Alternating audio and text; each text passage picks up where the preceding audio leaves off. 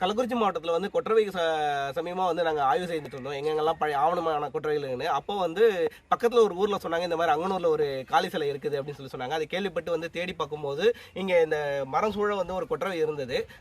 நாங்கள் தேடி வந்த கொற்றவை நாங்கள் எதிர்பார்த்த மாதிரி ஒரு 8 கரங்களோடு இருந்தது. எல்லா கொற்றவையிலும் காட்டப்படுற மாதிரி ஒரு சங்கு, சக்கரம், வாள், அம்பு, கேடயம், வில் எல்லாமே காட்டப்பட்டது. இங்கே சிறப்பான என்ன காட்டப்பட்டிருக்குன்னா, அந்த மான் வந்து அவ்வளோ அலங்காரமாக வந்து சித்தரிச்சிருக்கிறாங்க. எல்லா சிறப்புகளையும் தாண்டி இங்கே வந்து ஒரு கல்வெட்டு நமக்கு வந்து பார்க்க முடிஞ்சது. இதை சுத்தம் செஞ்சு படித்து பார்க்கும்போது தான் இதனோட அருமை பெருமை புரிஞ்சது. இது வந்து சுமார் கிபி 5ஆம் நூற்றாண்டை ஒட்டிய எழுத்தமைதி, இருளப்பட்டி, அரசலாபுரம் போன்ற நடுக்கர்களை ஒட்டிய எழுத்தமைதியில் இருக்குது.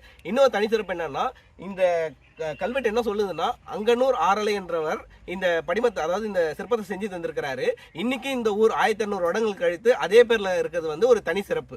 நம்ம இதை வந்து அரசாங்கம் இதை வந்து ஆவணம் செய்து உலக மக்களுக்கு இதை தெரியப்படுத்தும். தொல்லியல் துறை வந்து இதை வந்து முறையாக மைப்படி எடுத்து ஆவணம் செய்யணும். ஃபர்ஸ்ட் ஆவணம் செஞ்சாங்கனாலே இந்த ஊர்ல இவ்வளவு பழமையான இந்த ஊரோட பழமை வந்து ஃபர்ஸ்ட் இதாகும். இந்த ஊரோட மேற்கு பக்கத்தில் இருக்கிற பாறை ஓவியங்கள் வந்து இதை விட இன்னும் தொன்மை, 3000 வருடம். ஸோ இவ்வளவு தொன்மை வாய்ந்த இந்த ஊரை அரசு இன்னும் முறையாக ஆவணம் செய்யும் போது பல விஷயங்கள், இன்னும் இந்த ஊரோட டெவலப்மெண்ட் வந்து ஜாஸ்தியாகும். மக்களோட போக்குவரத்து வரும். இப்போ இதை கேள்விப்பட்டு வர மக்கள் இதை சார்ந்து வாழ்வாதாரம் புதுசாக உருவாகலாம். ஸோ இந்த ஊர் மக்களுக்கு இது பெரிய நன்மை பயக்கும்.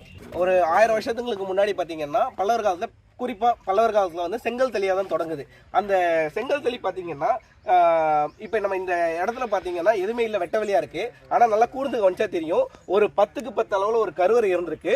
இந்த இடத்துல ஒரு சின்னதாக ஒரு 5க்கு 5 ஒரு அர்த்த மண்டபம் இருந்திருக்கு. அப்படியே அந்த கட்டுமானம் செதஞ்சு எல்லா கற்களும் இன்றைக்கும் செதறி இன்றைக்கும் அப்படியே தான் இருக்குது. பிற்காலத்தில் சும்மா ஒரு 2-3 கருங்கற்களை வச்சுருக்கிறாங்க. இந்த கருங்கற்கள்லாம் இப்போ பிற்காலத்தில் வந்தது.